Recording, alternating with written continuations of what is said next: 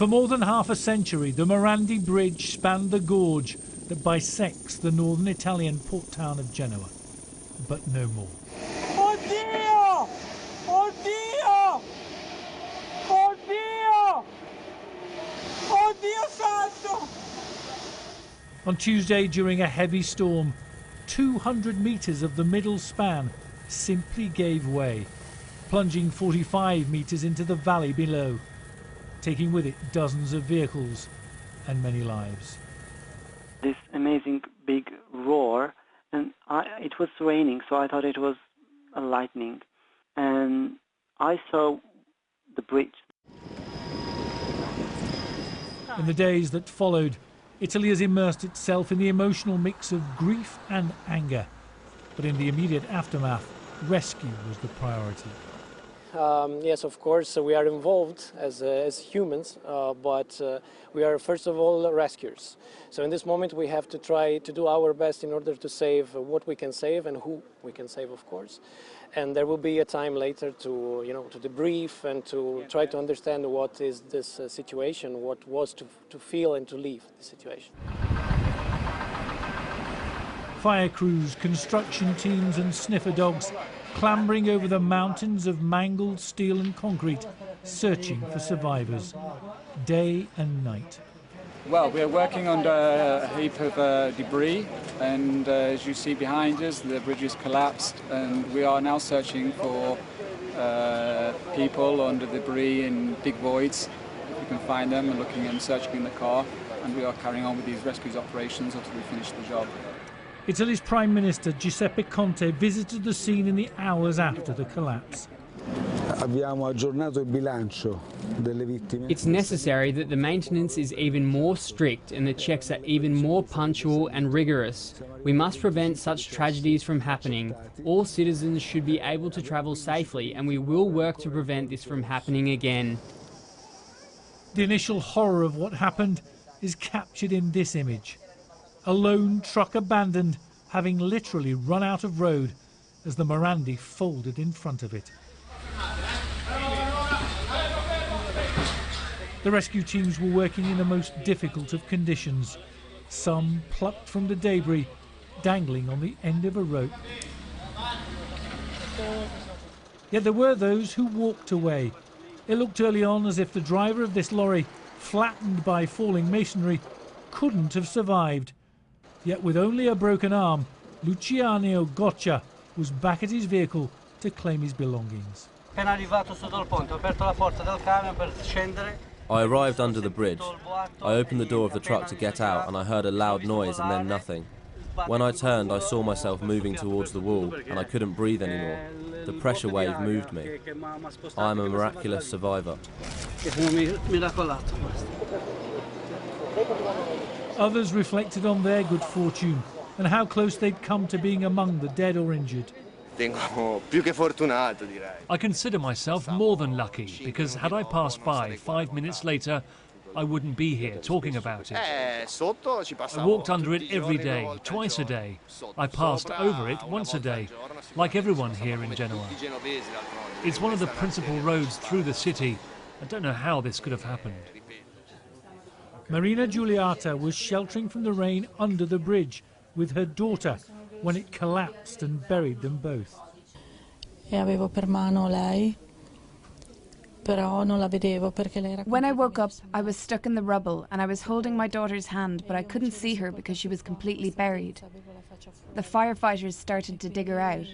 Her face was turned to the ground and I saw the rescuers pulling rubble out of her mouth to allow her to breathe. Gianluca Ardini clung to dangling wires 20 metres above the ground for hours before rescuers got to him. His pregnant girlfriend, Giulia Organo, said it was the thought of their unborn baby that gave him the strength to hang on. Roberto Robbiano, his wife Ercilia Piccinino, and their 7-year-old son Samuele also died. Mr. Robbiano posted a photo of the three of them on holiday in Sardinia just hours before they were killed.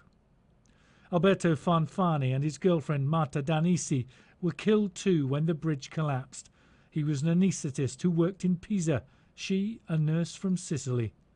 Andrea Cerulli, a keen amateur footballer, dad and husband, lost his life as he made his way to work at Genoa's port. His colleagues say his loss has hit them hard. We are a family of 1,100 workers. We are dazed and confused, depressed. It's not a worker who died, but a brother and a friend who lost his life. As the rescue effort continued without let-up, questions were being asked about how such a catastrophe could have happened. Was it accident, incompetence, or profiteering that led to such a great loss of life? Giuseppe Conte focused on the highway company.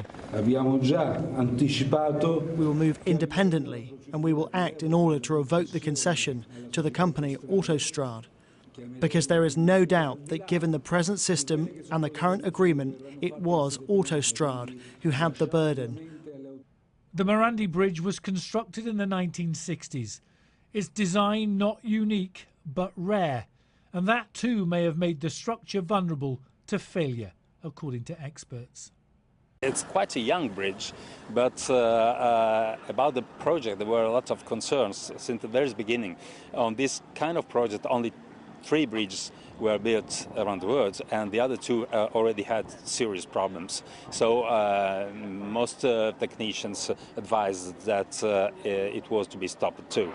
There had been some refurbishment of the giant supports recently, but to the untrained eye that work looks partial and other sections appear rusty. Beyond it, they're gone. Some of those that live near the Morandi have never felt it was safe. When I pass to the bridge, all times I have fear, because it's obsolete, it's non-safe. The Interior Minister Matteo Salvini spent time with some of the injured in hospital before laying into the bridge operator once again.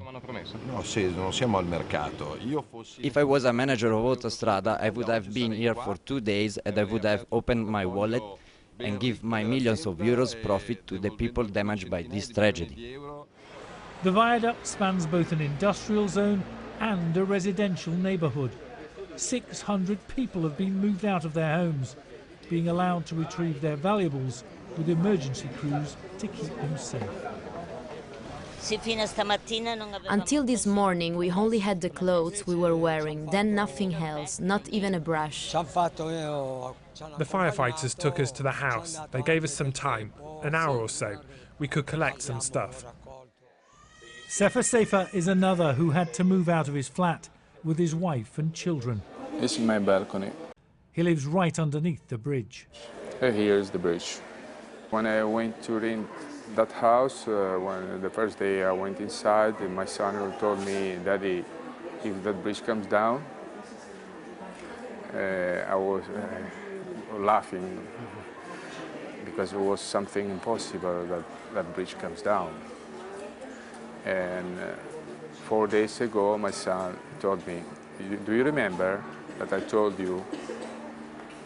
So. In an exhibition centre, the coffins of many of the dead await the state funeral this weekend. Friends and relatives in private thought before a public goodbye. A local priest says what happened to Genoa this week has wounded the entire city. This bridge belonged to our everyday life for us Genoese. We would cross it every day as it used to link the 2 parts of the city. To go out of Genoa, to go on vacation or to go anywhere, we used to always go out of the city over that bridge. It belongs to every Genoese. But there have already been some funerals away from Genoa. The families of these 4 friends from Naples blame the state for their deaths. The Morandi Bridge can be rebuilt or replaced, but for the families of those who were killed when the huge structure fell apart, there can never be a substitute for what they lost last Tuesday.